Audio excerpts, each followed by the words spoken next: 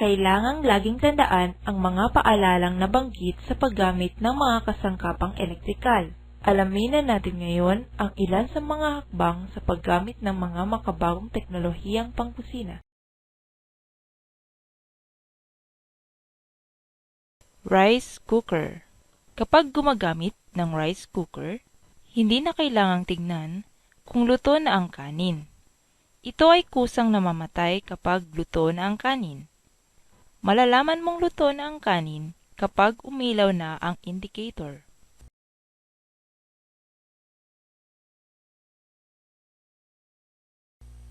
Pagluluto ng bigas. Una, sukatin ang bigas gamit ang tasa ng rice cooker. Ikalawa, hugasan ang bigas at maglagay lamang ng tamang sukat ng tubig. Ikatlo, ilagay na ang nahugasang bigas sa lalagyan ng rice cooker.